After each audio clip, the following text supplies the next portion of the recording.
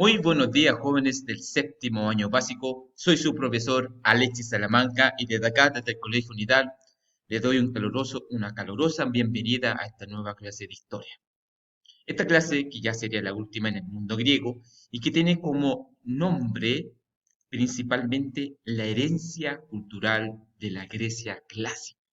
Ya hemos analizado los orígenes, hemos analizado efectivamente su sistema político, la evolución de su sistema político y cómo Atenas empezó a ser esplendorosa durante el siglo V. En el día de hoy vamos a analizar y vamos a finalizar a hablar de Grecia con la herencia cultural, ¿ya? ¿Qué es lo que nos aporta el mundo griego a nuestra actual civilización? Por eso, el objetivo de la clase de hoy es analizar el legado cultural del mundo griego para nuestra civilización occidental. Sí, jóvenes, aunque ustedes no lo crean, nuestra civilización ya tiene un nombre, que se denomina civilización occidental. ¿Qué es lo que nos va a entregar los griegos a nuestra forma de vida? Ese es lo que vamos a responder en la siguiente clase online. Comencemos entonces, esperando efectivamente que estén todos bien en sus casas, resguardándose durante este proceso de pandemia. En primer lugar, hay que hablar de que el griego consideraba el valor del hombre como un importante aspecto de su cultura.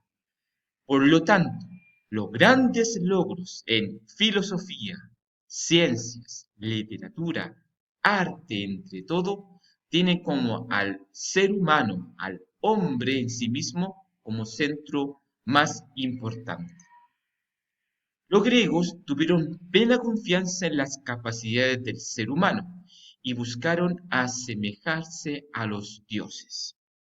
Por ende, buscaban la excelencia en las cosas para así ser, para así ser recordados. Efectivamente, el recuerdo, la historia, la memoria, para ellos fundamental. Por lo tanto, las capacidades internas del ser humano tienen que expresarlas.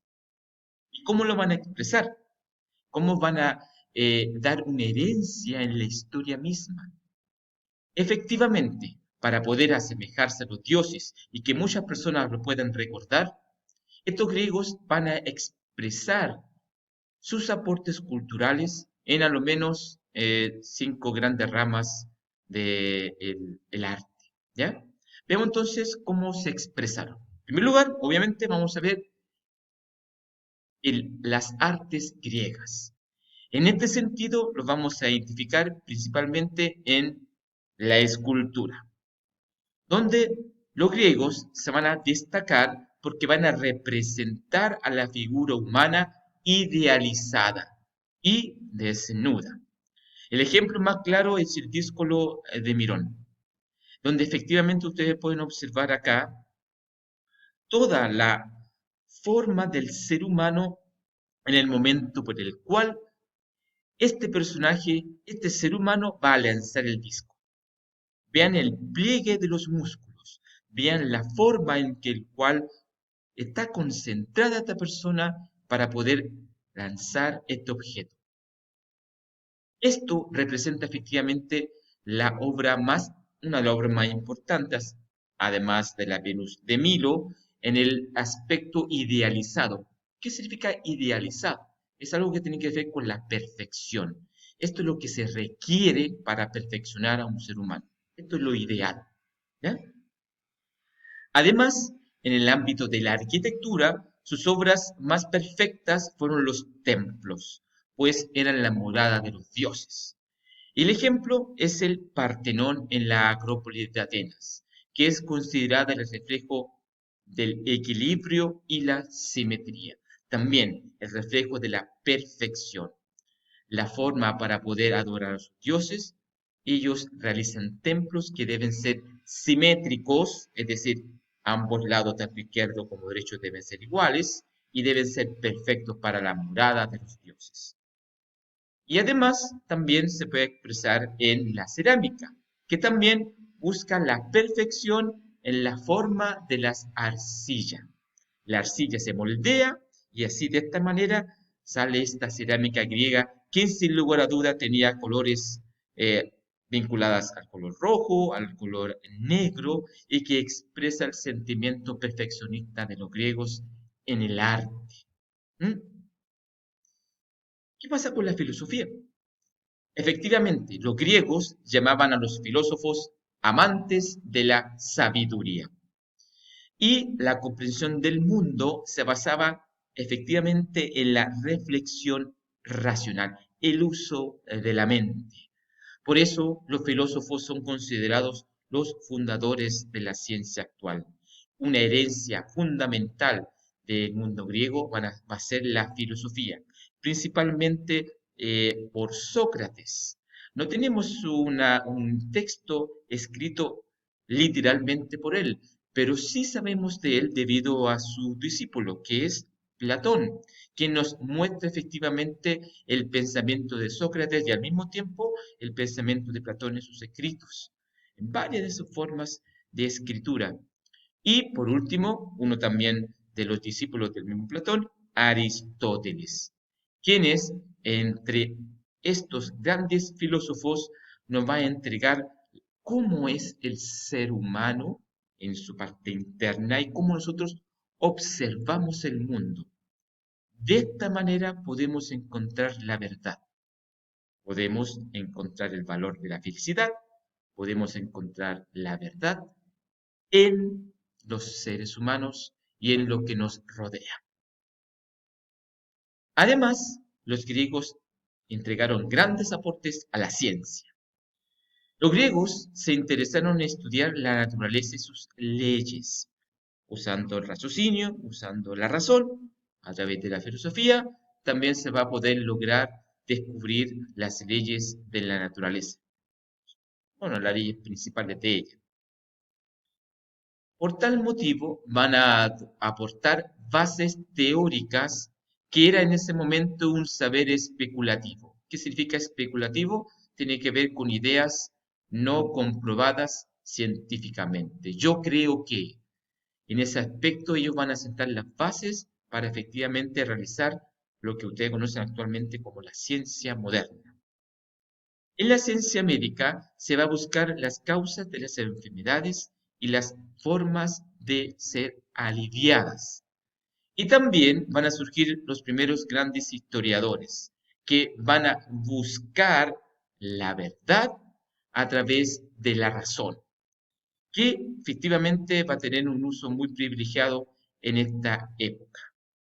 En el ámbito médico, la figura más importante es Hipócrates, que va entonces a estudiar los cuerpos humanos y va a tratar de aliviar enfermedades que en esa época existían. Y uno de los más, o el primer gran historiador griego, es Heródoto, que efectivamente va a escuchar el relato de muchas grandes historias y por primera vez lo va a escribir en un gran libro, que son los 9 libros de la historia.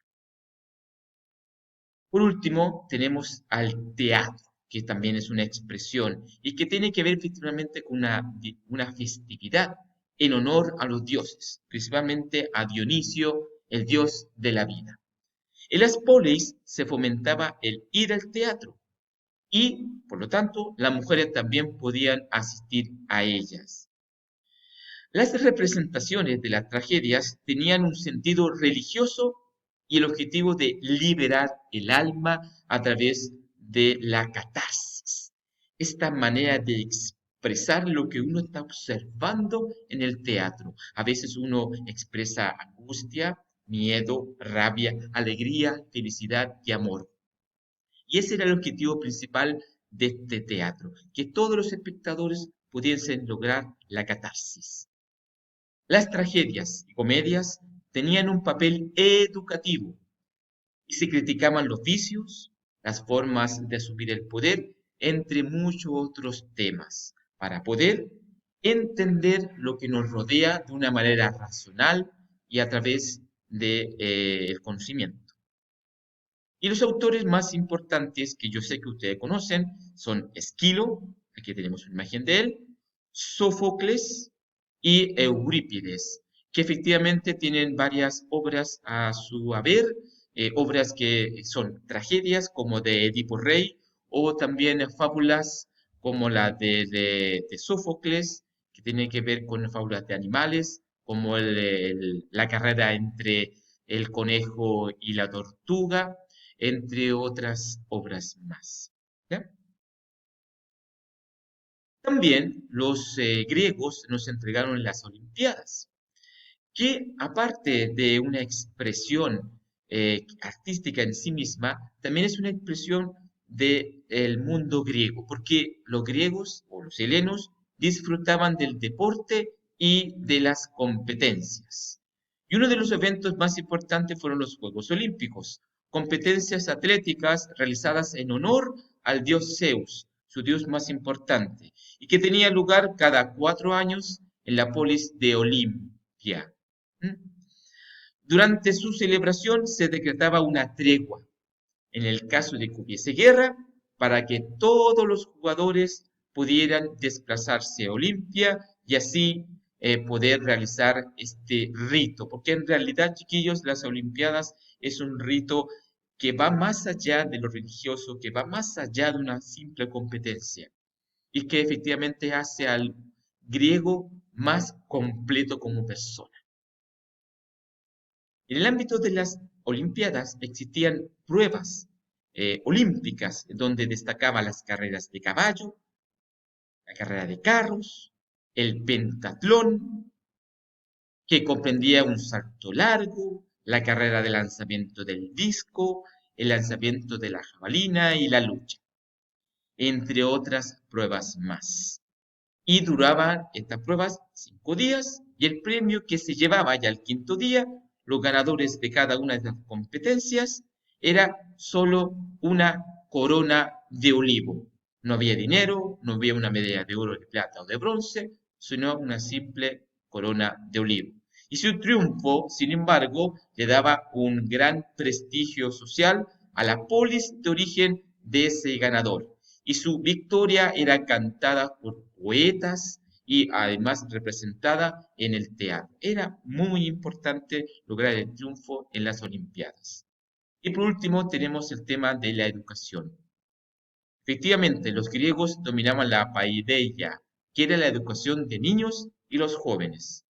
En Atenas, el objetivo de la educación era cultivar tanto la mente como el cuerpo, por lo que pusieron especial atención en el desarrollo de la razón y del sentido crítico mediante el aprendizaje de la escritura, la lectura, la música, la aritmética, la gimnasia, la poesía, la filosofía y la retórica.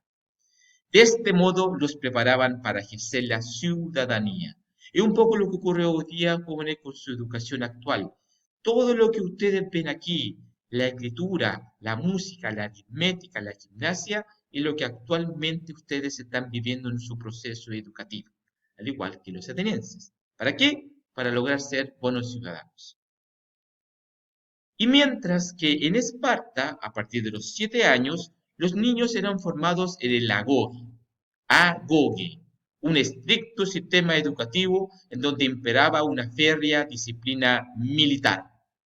Y a los 20 años ingresaban oficialmente al ejército y a los 30 lograban la ciudadanía, edad en la que también se permitía casarse. Sus obligaciones militares duraban hasta los 60 años o hasta que ellos murieran en un combate. Sí, chiquillos, esta es la herencia cultural de la Grecia clásica. Efectivamente, una herencia que hasta el día de hoy nosotros tenemos y compartimos y sabemos. Esperando efectivamente que puedan estar muy bien en sus casas. Nos vemos en la próxima ocasión y que tengan un hermoso fin de semana.